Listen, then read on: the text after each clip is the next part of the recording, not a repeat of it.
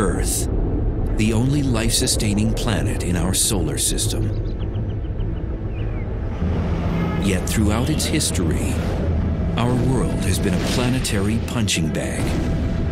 Anything that crosses the orbit of Earth could one day slam into the Earth. At this very moment, violent celestial heavyweights roam the universe and threaten to deal the Earth a knockout blow. The power would be like setting off the whole world's armament at one time. It would be like standing next to Hiroshima all over the world. Everything in us would get ripped apart, and your body would fly off to infinity. But some scientists and former astronauts are not willing to go down without a fight. They're racing to track down these cosmic killers before they trigger Armageddon.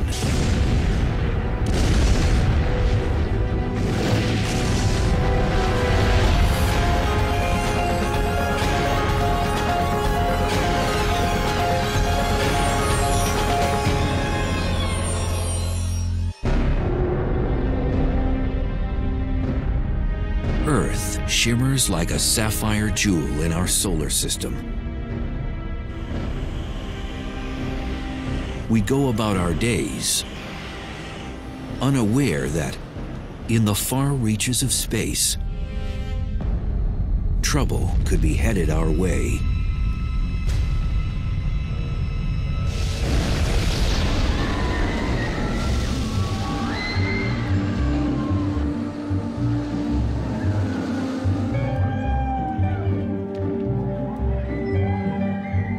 Our solar system is a lot like an amusement park.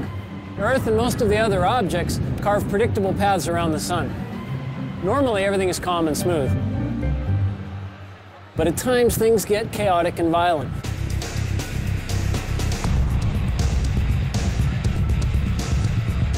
Earth can be slammed by space rocks, zapped by deadly space weather, jolted, jostled, and threatened by the object's energy and forces of the cosmos. The Earth is on a cosmic thrill ride, one that often involves extreme danger. When you're moving fast and on a predetermined path, you hope nothing crosses it because there's nothing you can do. Nicaraguan border goes right down along. Former astronaut Rusty Schweikert knows firsthand how dangerous celestial objects can be. In 1969, he piloted the lunar module during the Apollo 9 mission. Now, Schweikert is ready for more than a cruise through the cosmos. He's sounding alarms about the dangers of one particular asteroid named Apophis, which got too close for comfort in 2004. It immediately got everybody's attention because the probability of impact was quite high. In fact, it was higher than any impact probability that we had ever seen up until that time. And Schweikert has a terrifying real-life example of just how damaging an impact from an asteroid even smaller than Apophis could be.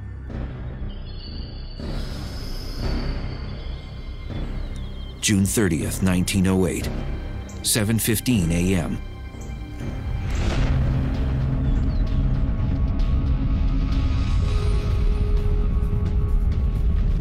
An object half the size of a football field plunged down from space at around 34,000 miles per hour and produced a stream of fiery gas behind it. Within minutes, the fireball entered our atmosphere and violently exploded above Siberia's Tunguska forest.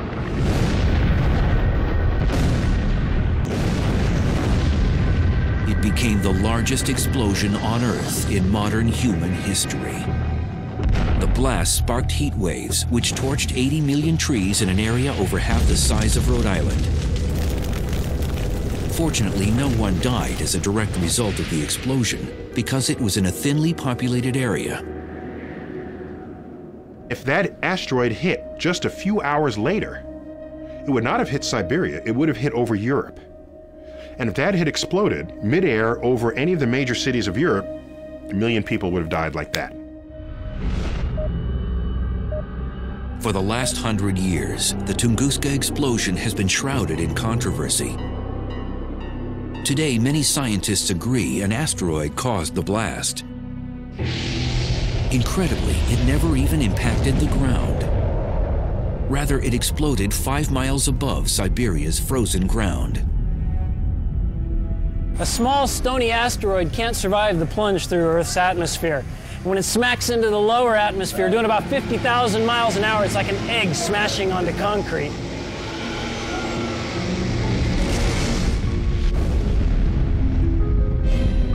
The blast over Siberia released energy equivalent to 15 megatons of TNT, 1,000 times greater than Hiroshima. If this were to happen over a large city, it would annihilate it.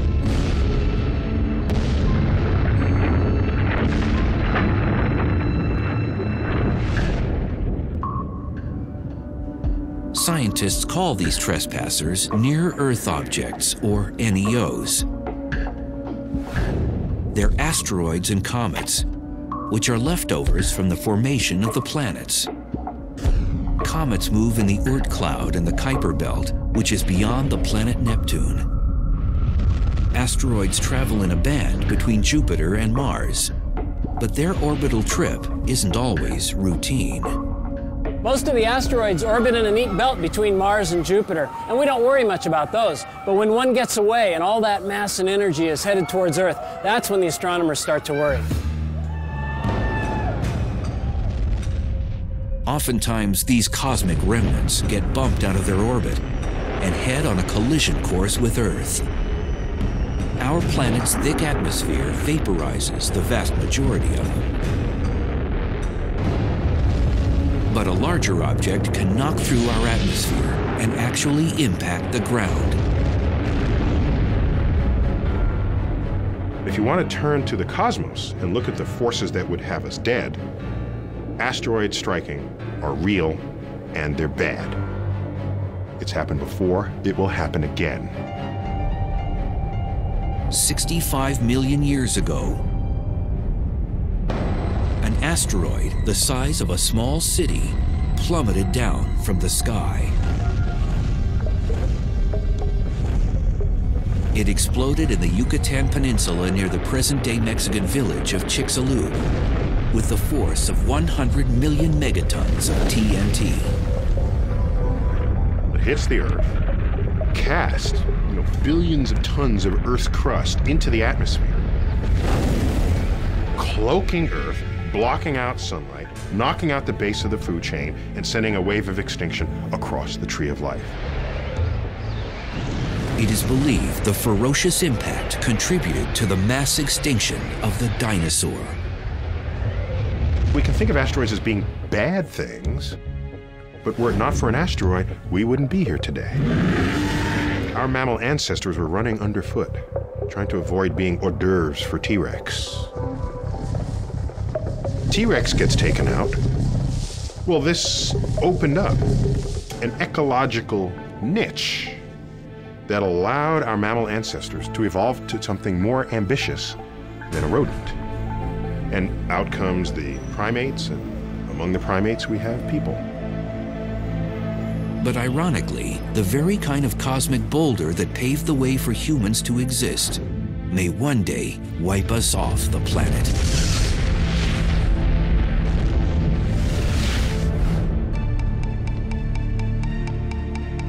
In 1998, Congress urged NASA to detect all the near-Earth objects over a half-mile in diameter or more. And what they found was unsettling. Over 850 NEOs in our vicinity. These asteroids are our closest and most dangerous neighbors in the solar system.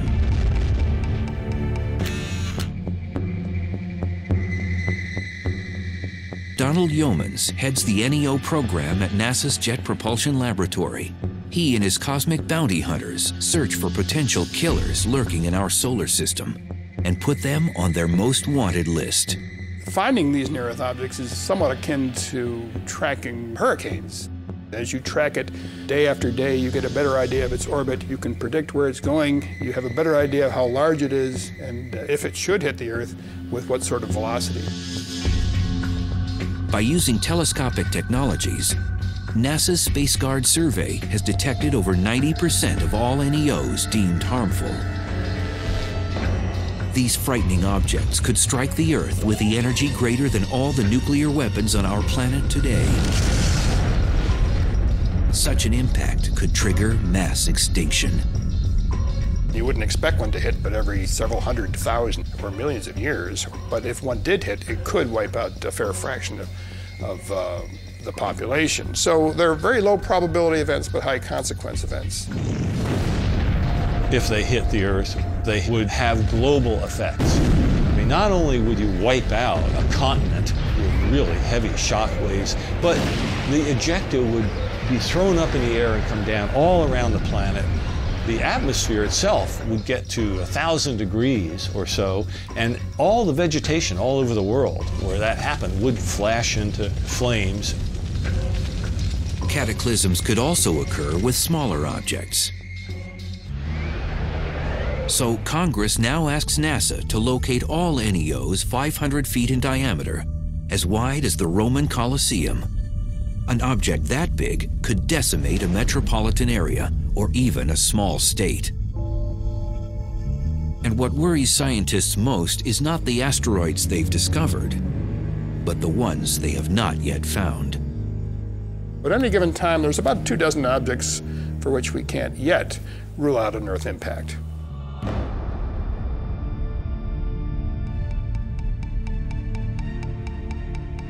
Former astronaut Schweikert has taken the threat of NEOs one step further.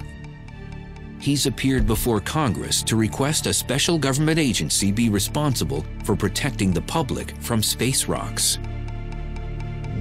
Today, we have the technology to stop near-Earth objects from impacting the Earth for the rest of history. I mean, we can literally now begin to reshape the local solar system so that our survival is enhanced. The question is, will we, or will we go the way of the dinosaurs?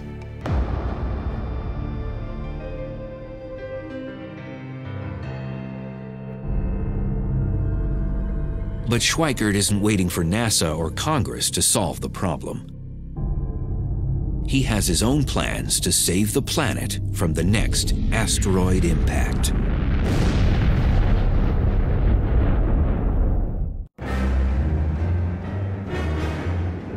It's hard to believe the Earth has survived over 4.5 billion years, because since its infancy, the planet has taken a beating.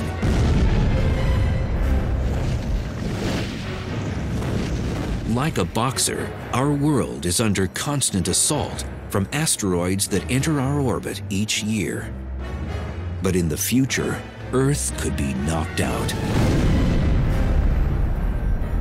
Former Apollo 9 astronaut Rusty Schweikert refuses to be bullied by asteroids. And now he's ready to defend Earth against these harmful rocks. We've discovered that there are these near-Earth objects flying by us all the time. And we've gotten more and more capability to modify our environment to enhance our survival.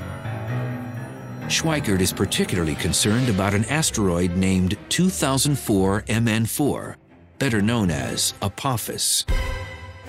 This pockmarked rock, approximately 750 feet in diameter, swept near Earth in 2004. Now it's scheduled to pass dangerously close to our planet again on Friday the 13th in April 2029. So in 2029, Apophis will come closer to us than our own communication satellites orbiting the Earth. It will be so close that people who are in the right place will be able to see Apophis go by the Earth with your naked eye. You won't even have to have binoculars. That's how close that asteroid is going to come. Apophis has an over 99% chance of missing the Earth in 2029. But if Apophis passes the Earth at a distance of exactly 18,893 miles, it may pass through a gravitational keyhole, a narrow region in space a half-mile wide. If this happens, the Earth's gravity could upset Apophis and change its trajectory. It could cause it to return and hit Earth 7 years later, on April 13th, 2036. The gravitational effect of the Earth will cause it to bend cause the Apophis orbit to enlarge to precisely the size which 7 years later it will come around and hit the Earth. At the present time, Apophis has a 1 in 45,000 chance of delivering a deadly blow in 2036. But even these odds have scientists placing bets. It's one thing to know that there's maybe 1 chance in 45,000 that it's going to hit the Earth, but what you'd like to know, is there 1 chance in 100? Is there 1 chance in 10? Is the probability 1 that it's going to hit the Earth?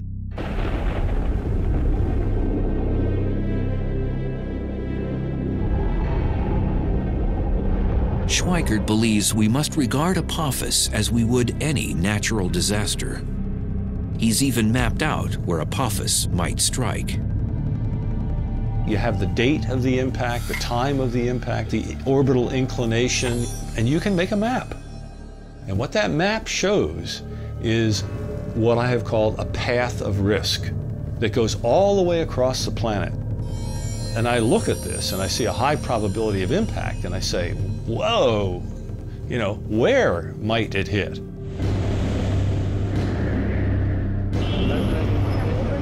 According to Schweikert, Apophis could impact any point along this path of risk. It begins in western Siberia, cuts across and down the Pacific Ocean near California. Then it traverses Central America and finishes in Western Africa. Schweikert proposes a chilling scenario of where Apophis might strike. The asteroid could land in the Pacific Ocean off the coast of California with the force of over 1 million megatons of TNT. Such an impact would create a 5-mile wide, 9,000-foot deep crater in the water, which would unleash tsunamis. Relentless 50-foot waves would pound the coastline, resulting in unimaginable human loss. An asteroid that's 1,000 feet in diameter, having a hit in the ocean is not a good deal. Hundreds of billions of dollars of damage from something like that. Scientists are presently working on technologies to preempt such a cosmic strike. One idea involves blowing up an asteroid. But some feel this could compound the problem, sending several chunks of the asteroid in our direction instead of just one. Consequently, Schweikert's new mission is to change the orbit of asteroids that could impact Earth. What you want to do is basically change the asteroid's orbit very, very slightly. You change its velocity by a 10,000th of a mile per hour so that it will miss the Earth instead of hitting it. Rusty's colleagues have drafted conceptual designs of spacecraft that could deflect asteroids, particularly Apophis. One would tow harmful asteroids away from Earth, but instead of lassoing the rock like a bull in a rodeo, the tractor will hover in front of it and use gravity as a tow line. If you park in front of an asteroid for a long enough period of time and you stay close enough to it but not touching it, you're going to increase its velocity. Or if you park behind it while it's moving along, you're going to slow it down very slightly. We can change the orbit of an asteroid if we know about it far enough ahead of time. Although a space probe has landed on an asteroid in the past, the most challenging idea is launching a manned mission.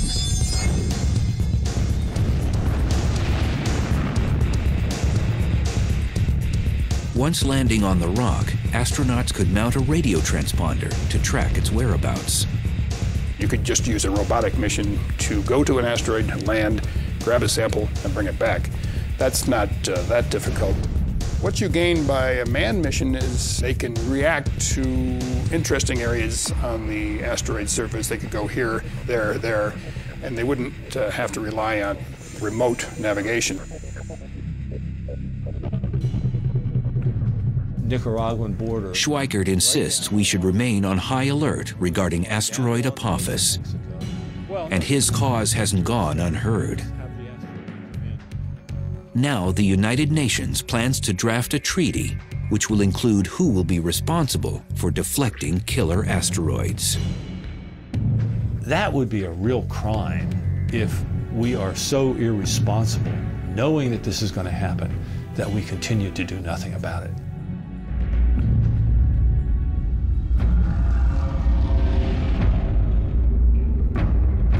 But asteroids and comets are not the only deep space threats. Earth has had its ups, and Earth has had its downs. We never know what's going to be around the next corner, and a lot of it is bad. In far-off galaxies, galactic invaders are at work, itching to end life on the planet as we know it. 3 times daily, a strange flash pulsates across our sky. It's hundreds of times more powerful than the world's total nuclear armament, but it's not man-made. And if one happens close enough to Earth, it could end life on our planet.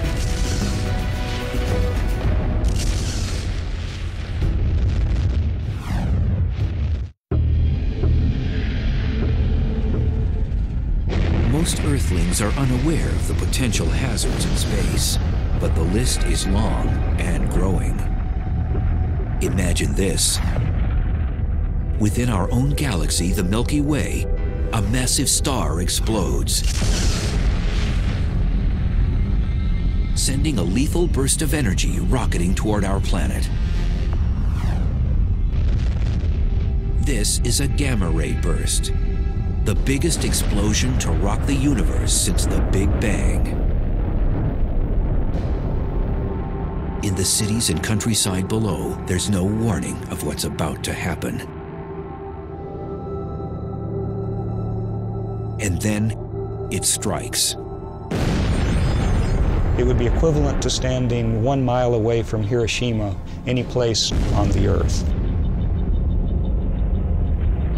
The potent radiation cooks the upper atmosphere. Our ozone layer roasts. Across the hemisphere, human beings burn to death from radiation 100 times the fatal dose. The disappearing ozone layer causes increased temperatures around the world, triggering cyclones, tsunamis, and hurricanes. Most life on the surfaces of land and water incinerates. This may seem like science fiction, but it could happen if a gamma-ray burst hit Earth from 100 light-years away. Gamma-ray bursts are the brightest explosions in the universe. Because they're so far away and yet still so brilliant, they must involve an enormous amount of power. As much energy as the sun will emit in its entire 10 billion year lifetime.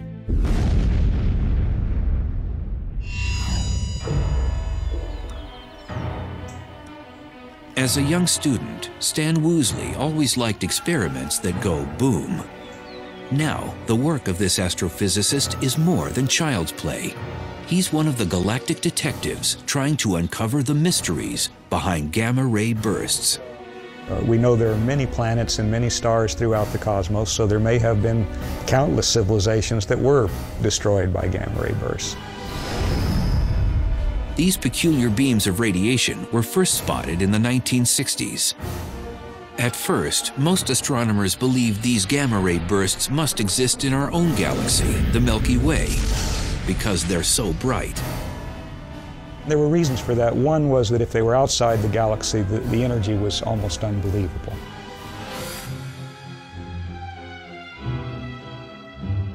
But at the time, even the most powerful telescopes couldn't determine their location and distance, because the bursts lasted for a few seconds, then disappeared. But then astronomers wondered, what about their afterglow?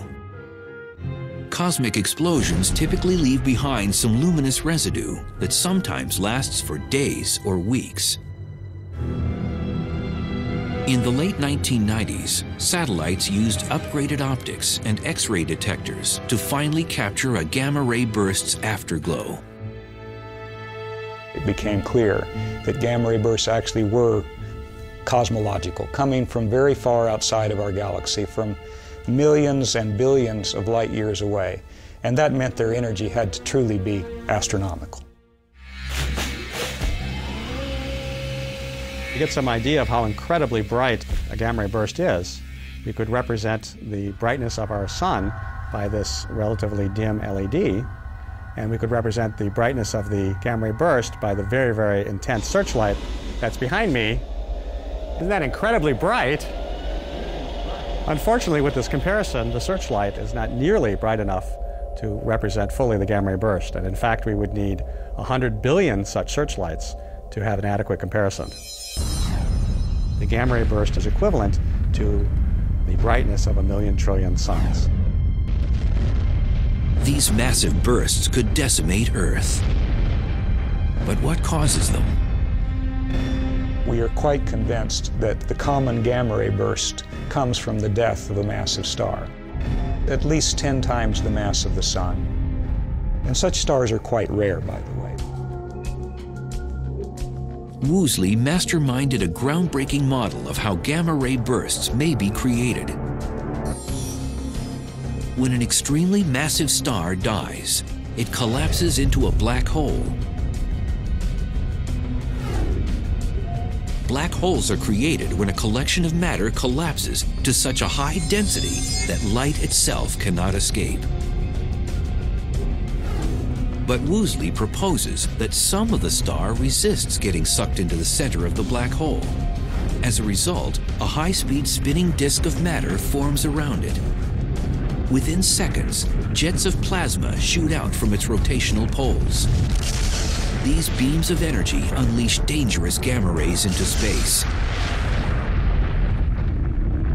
If you can imagine just trying to squeeze a fruit or some kind of sphere of some object into a very small space, things are going to squirt out. And in this case, the squeezing is done very rapidly, and you're talking about a huge amount of mass. At the same time the gamma ray bursts are ejected, the collapsing star explodes or goes supernova to the extreme. One of the reasons gamma-ray bursts are so incredibly bright is that they take an enormous amount of power and then they focus that power into a very small portion of the sky. For every 300 gamma-ray bursts that go off, only one is pointed in our direction, and so we only see one of those 300.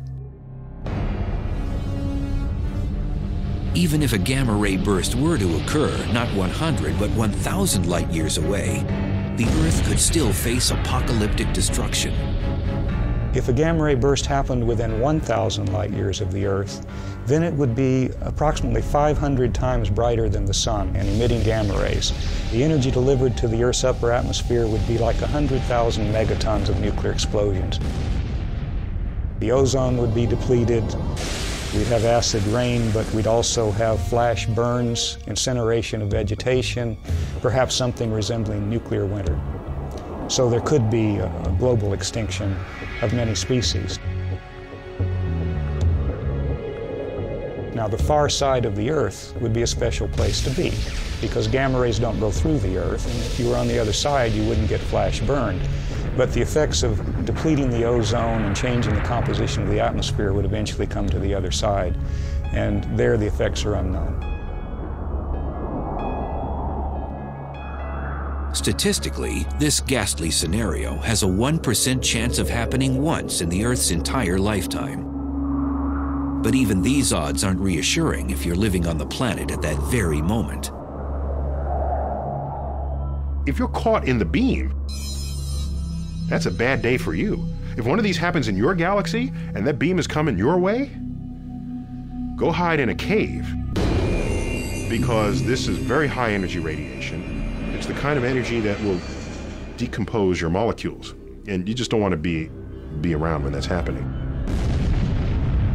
There currently are no defense measures to shield us from gamma-ray bursts if they happen close to Earth. They travel at the speed of light, 186,000 miles per second. By the time we detect them, they will have already struck our planet. Gamma ray bursts could pose a hazard to the Earth or to anything living that came within their bore site. But as we've seen, they're very infrequent.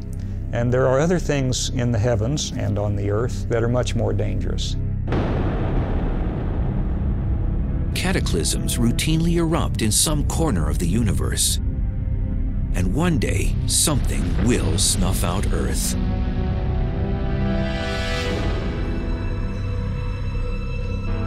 Most of the time, our ride around the sun is gentle and uneventful like this Ferris wheel.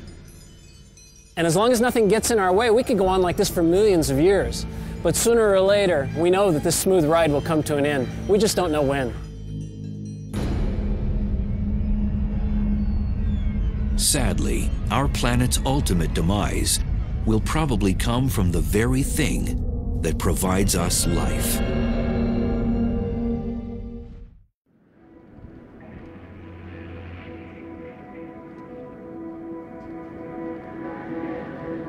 Earth maintains a cozy lifestyle, being third rock from the sun. For over 4 billion years, the sun has been an ally, warming and feeding our planet. But in time, our solar heater will become our enemy. The sun and the Earth have a unique relationship to each other. The Earth has a particular temperature, it's a particular size, it has life on it, and oceans, and those things depend on the sun. The sun is at the root of the existence of life on the Earth, and the sun will be at the root of its demise as well. Earth's relationship with the sun will become dysfunctional when our solar mother really turns up the heat. The sun gets hotter because it's burning hydrogen into helium. 4 hydrogen atoms become 1 helium atom. That means there are fewer particles bouncing around inside the sun. And that process basically means that the sun has to get hotter and brighter to hold itself up. As the sun's core gets hotter, its outer parts will swell in size and turn red. If you have a bonfire, you have all this wood there, you build it up, and at some point enough logs get burnt and the thing collapses and you get this huge burst of sparks and it gets much brighter. In a sense it's like that because the sun is right now burning hydrogen into helium, and the helium is the ash of that, if you like. And then as the sun collapses enough, the ash relights and the helium burns into carbon. And that's when things get really hot. At this point, the sun will expand into a red giant and incinerate most complex life on Earth. When the sun becomes a red giant, it will grow to 30 times its size. So the surface of the sun will actually be out beyond the orbit of Mercury. The luminosity of the sun will go up by like 1,000 times. And that's going to make the Earth so hot that the outer crust, the rocks, the solid part of the Earth, will melt. The whole planet would be a glowing ball of lava.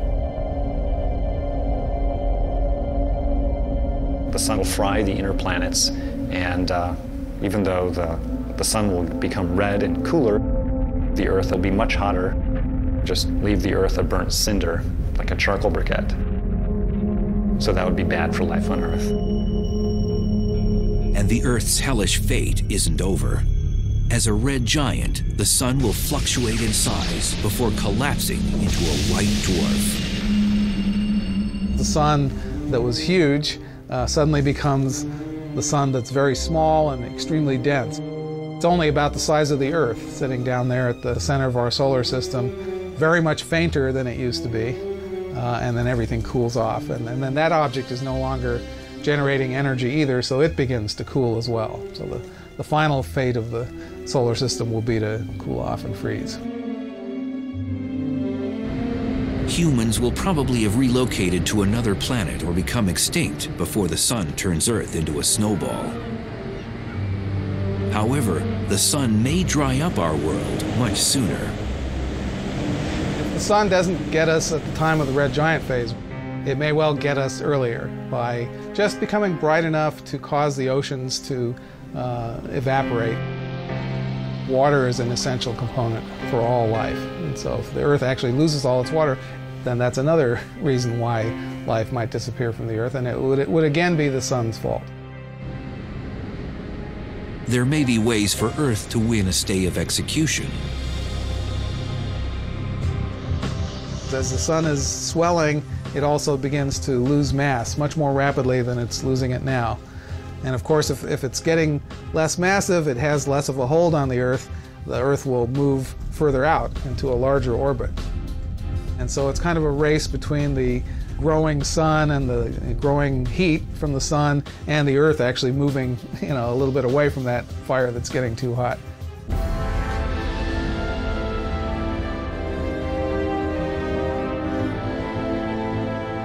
If our planet somehow manages to avoid getting fried or frozen by the sun, its future remains increasingly bleak.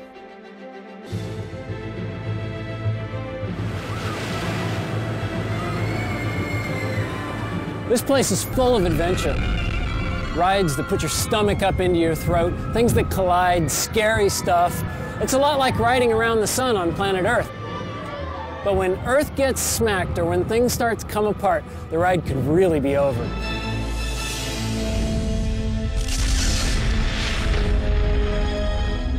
I don't know what that means for the universe to end, because I like time. I live in it. So it's hard to imagine time ending. Today, scientists contemplate our inevitable fate. In the distant future, the Earth and the entire universe may face the ultimate cosmic monster.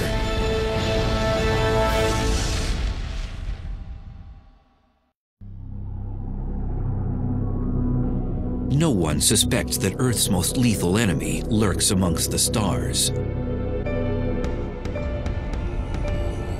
But in the future, and without prior warning, a cosmic Grim Reaper will unleash the ultimate Armageddon.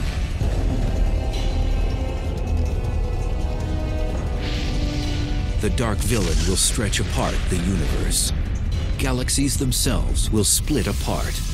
Stars and planets will tear to shreds. The ultimate apocalyptic event is being called the Big Rip. And when it begins, it won't stop until every atom and nuclei in the universe are mincemeat.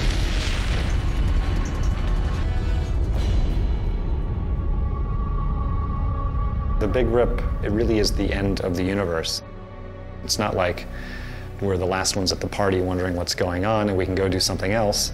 It's really like you've turned off all the lights and the universe just ends.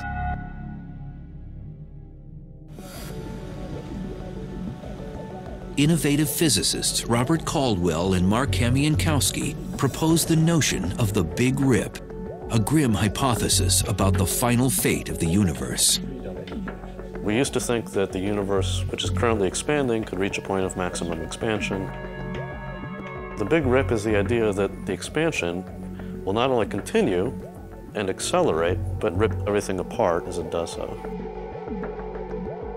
Caldwell and Kamiankowski calculated that the universe is expanding at an alarming and increasing pace, and that something is sucking everything outward like a vacuum. Acting like a galactic vice squad, these young scientists hunt for the cosmic killer. They believe a mysterious phenomenon called dark energy may be the culprit. Figuring out what dark energy is probably the #1 goal of cosmologists today. Dark energy is dark, so you can't see it. We can feel what it is. We feel it through its effects on the gravitational behavior of the universe.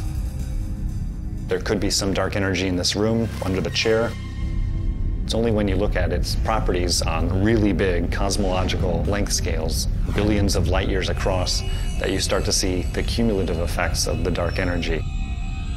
It causes things to be pushed farther away from each other and contributes to the expansion of the universe in a quickening pace. Edwin Hubble, whom the Hubble telescope is named after, first discovered the universe is expanding back in the 1920s. But it wasn't until 1998 when a crack team of scientists measured that this expansion is moving like a runaway train. A nice analogy is to imagine that the universe, our three-dimensional space, is like the surface of a rubber balloon that I'm blowing up. Okay, I'm going to blow up the balloon as a demonstration of the effects of the expansion of the universe. As the balloon gets bigger, that's the depiction of the expansion of galaxies. There's a galaxy. Another one. Where's our galaxy? Okay, we live there. Okay, that's our home. As the universe expands, every other galaxy gets farther away from us.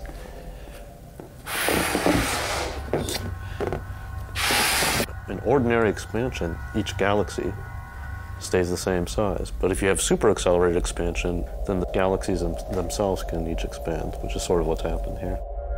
If I could blow it up fast enough to depict a big rip, then the balloon would explode. That's like space-time not being able to take it and coming to an end.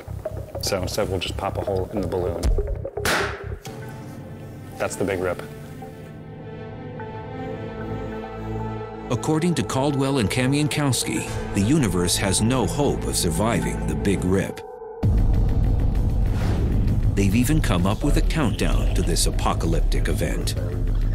The Big Rip kind of rolls up its sleeves and progressively takes apart the universe layer by layer, working from the outside in, going from the largest scales to the smallest scales. 1 billion years to pull apart clusters of galaxies, then hundreds of millions of years to pull apart galaxies themselves, and then down to the size of a solar system, we're talking hundreds of thousands of years, and then to tear apart the Earth itself would take less than an hour. It's kind of interesting to think about what that would look like. If I'm in my protective capsule watching things happen, I would see this wall of darkness that starts coming towards us. I would no longer, at that point, be able to see any stars. The Earth, layer by layer, will be peeled off and ejected away. Everything in us, the molecules that hold us together, would get ripped apart, and every atom that makes up your body would fly off to infinity in a very short period of time. Fortunately, mankind doesn't need to lose sleep over the Big Rip. Caldwell and Kamiankowski estimate that it will climax 50 billion years from now, when the universe is over 3 times its current age. What's really fun for us is to try to figure out whether this is actually what's going to happen, to paint the science fiction scenario of what might happen and to think what might happen to us.